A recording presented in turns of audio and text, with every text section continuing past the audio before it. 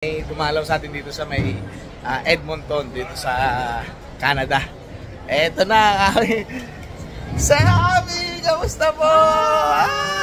Oh, what's up boys and girls? Oh, may dumayo na naman galing sa Saskatchewan. Oh, pakilala na. Banat. What's up boys and girls? It's your boy, Randy Boy.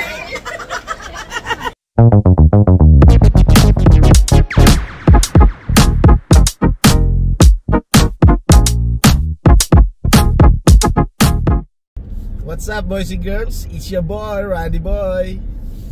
October 11 ngayon boys and girls, no?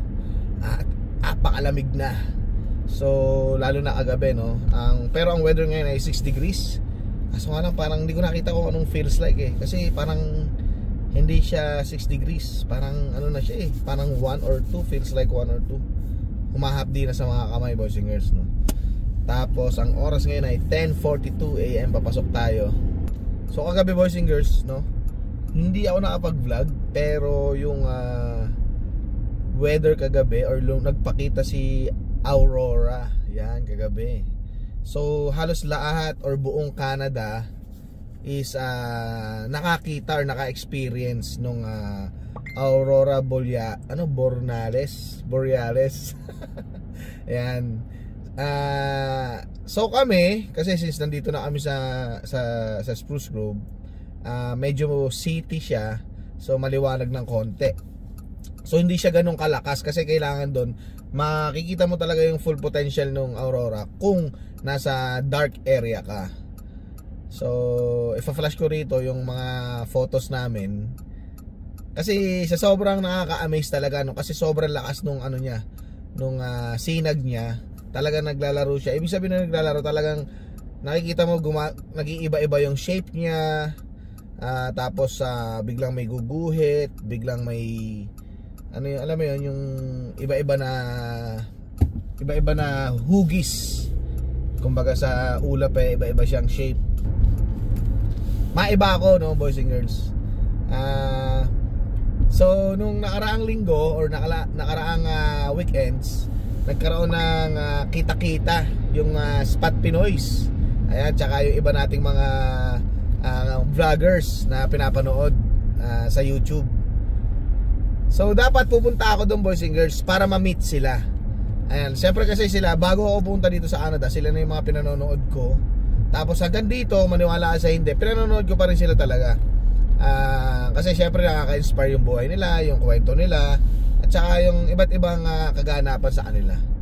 Eh, syempre bilang temporary foreign worker boys and girls, wala pa tayong power para para mag-request ng agarang leave or day off.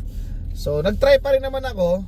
So sabi ko kung payagan ni boss, eh di okay. Nag-try ako ng 1 day, yung first day sana, Friday. Kasi since sa mall tayo nagtatrabaho, eh ang busy day lang sa mall dito sa Canada ay every weekends. Yan. Eh natapat naman boys and girls na Friday, Saturday, Sunday sila. Kaya sabi ko, try natin yung Friday, baka sakali hindi pa naman nagsisimula yung weekend rush. Eh kaso nga lang, gaganda na ng puno talaga, no? Boys and girls, nakikita nyo ba? Ayan, no? Ang ganda ng bato sa camera. Ewan ko kung ang ganda kasi sa mata ko, eh, oh. Kulay dilaw na siya, tapos may green. Bihira ako makakita ng may red, pero meron din naman. Anyway, yun nga, hindi tayo pinayagan. Sayang, nag-message pa naman ako kay Inags, kay Mark. Yan, sabi ko, baka sakali makadaan ako, makapagpa-picture, gano'n, ma-meet kayo, kasi kompleto sila. Alam mo, nakakatuwa, no? Kasi first time, kahit hindi ako kahit wala ako doon, parang nandun na rin ako kasi ang dami nila, lahat nga pinanood ko, no? From Rice, from Mark, yan, from live ng Spot Pinoy, kay Inags, yan, kay Alwin at kay Emma, na video nila. Kahit nasa sa isang lugar sila, pero magkakaiba sila ng syempre ng way of vlogging. Tapos makikita mo yung kwento nila iba. Tapos magkakasama sila, tawanan, ang saya-saya. Ang saya-saya. Tapos may isa pang vlog si Inags na para nakakaiyak. Nung naghiwa-hiwalay sila. May pa slow motion pa si Inags, no? May pa slow motion pa siya nung umapir siya kay Rice. Naramdaman ko yung lungkot nung magkakahiwa-hiwalay na sila. Kasi kahit sa saglit na panahon na nagkita-kita sila, doon mo makikita, boys and girls, no, na talaga yung puso nila or yung iisa yung ano nila, yung damdamin nila na talagang pantay-pantay lahat. May mataas, may mababa, pero pagdating talaga sa pagka talaga nakapunta ka sa isang grupo, talaga magle-level kayo lahat, level kayo. At doon yung malalaman na talagang napaabuti ni Lord dahil ganun pa man na magkakaiba sila ng pinagkalakihan or magkakaiba sila ng ginagawa sa buhay, magkakaiba sila ng trabaho, pero pag nagkita-kita sila pero nung nagsama-sama sila ay talagang makikita mo yung humbleness ng bawat isa. Pinakita doon na talagang ang saya-saya nila, parang stick na agad sila, no, sa isa't isa. Boys and girls, first time nangyari to, no. At nga sabi nila, tawanan, kwentuhan, naabot sila ng madaling araw, alas 3 ganyan, tapos gigising ng maaga. Na-late nga sila nang punta sa Banff kasi nga siguro sobrang ka-excitedan or sobrang saya, nawala sa oras sila, kaya tinanghali sila. So kaya naman nung naghiwa-hiwalay sila, talagang naramdaman ko rin kahit nanonood lang ako, no, na sabi ko nakakalungkot. Sana maulit, no, kundi man next year sana may maghanap ulit na ganito na pangyayari, na magkita-kita kayo. Syempre congratulations dun sa mga nakapag-acquire ng mga bagong property or investment kung tawagin ng iba sa Pilipinas, no. Kaya sila nagkaganito dahil may isang company na nag-sponsor sa kanila lahat, kaya nakita-kita sila. Kundi dahil dun sa sponsor na yun ay siguro hindi rin, kung magkita-kita man, hindi ganito kalaking chance. Ayan. So maraming salamat doon. Ba't ako nagpapasalamat? Hindi naman ako nakasama. Hindi, ibig sabihin, maraming salamat kasi ang daming mga subscribers tulad ko na nanonood sa kanila, na nakita sila ng isang araw lang. So okay, nung nakita ko lang si Mark at saka si Inags in person, yung tuwa ako. Siguro isang linggo hindi na nawala yung kwento ko na nakita ko si Inags, nakita ko si Mark, no. Talaga binibida ko sa mga kakilala ko, sa mga kamag-anak ko. How much more ito, magkakasama na sila, kumbaga one package na sila. Ayan. Syempre yung iba nag-fly in pa papunta dito sa Alberta. Nakakatawa, boys and girls. At sayang lang hindi natin sila nakita or na-meet in person. Pero ganun pa man, hindi ko alam kung sino yung papanoorin ko sa kanila eh. Pero lahat naman sila pinanood ko, no. Hindi ko lang alam kung sino yung una kong papanoorin.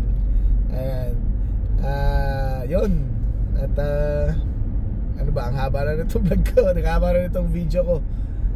Yan, happy birthday nga pala sa anak ni Papa Mons TV. Ayan, lagi yan nagko-comment sa ating vlog kahit lagi po akong late mag-upload, no, boys and girls. Kay Micaela, yan, ang anak ni Papa Mons TV. Yan, taga Valenzuela rin po sila. Happy birthday. Belated na, no. Kasi ang tagal na nung sinabi niya na yun na paki-shoutout yung anak niya at birthday. Kasi lagi po akong late mag-upload, no? Siguro mga 3 weeks, minsan 1 month, sorry. Ganun siya. Pero maraming salamat din sa suporta, boys and girls. And please don't forget to like, share, and subscribe. Yan, meron na akong ganyan. Kasi sabi sa akin lagi, dapat may ganun ka. Like, share, and subscribe yan sa aking videos, boys and girls. At wag po sana kayo magsawang sumuporta sa lahat ng vloggers, no, hindi lang po ako. So para syempre, para makita nyo po kung ano po ang buhay dito sa Canada. Maraming salamat. This is your boy, Roddy Boy. God bless. Boys and girls, may dumalaw sa atin dito sa may Edmonton, dito sa Canada. Eto na, Sammy! Kamusta po? Si Tita Ritz, kamusta po, tita? Hello. Kamusta? Long time no see po. Yes. Ay po. Ano bang balita? Papasyal ah. Very good. Tama po yan. Enjoy. O, bariin niyo po yung mga nasa Pilipinas. Hello. Hello ba? Dito po kami sa Canada. Tita, sabi mo, say hi sa kanila. Hi, Philippines. Andito kami kay Randy. Hi, Sing. Andito na kami. Oy, tiya, tara na. Tiyo Rene, punta na kayo rito. Dalaw na kayo. Sama-sama tayo dito, sir, dito. Si Ama wala. Oo nga. Wala po. Iwan siya sa Pilipinas. Pupunta daw po siya dito. It's your boy, Randy Boy. 2, 3. What's up, boys and girls? It's your boy. Randy Boy. Hindi kasi nanonood ng vlog. Ayan, ha? At welcome po sa Canada. Kailan ka rito? January 10. It's a little bit like Christmas. Yeah. Sige. Hi. Uy, good luck. Good luck next week. Pupunta ko na. Ayan. Rocky, nice meeting you. Bye-bye. Thank you, Oh, what's up, boys and girls? Oh, may dumayo na naman. Galing sa Saskatchewan. Oh, pakilala na. Banat. Jonathan! Okay. Ay, si Tonet, taga dito yan. Si Abel. Oh, si Abel. Asa si kasama yung nakaraan. Kami lang! Huwag kang magbabanggit. Dalawa lang pa kayo. Tatlo kayo nun eh. Tatlo ka ba? Tatlo lang kayo. O nga pala, tatlo. Ang mga team Starbucks Philippines, nabuhay. Baka naman yung isa shoutout yun. Shoutout, Bel. Yung may-ari ng Starbucks. Kamusta yun mo? Shoutout sa Bel eh. Novi. Shoutout mo. Kamusta na lang sa lahat? Yun, no? Thank you. Sige. Pinuha namin eh. Salamat.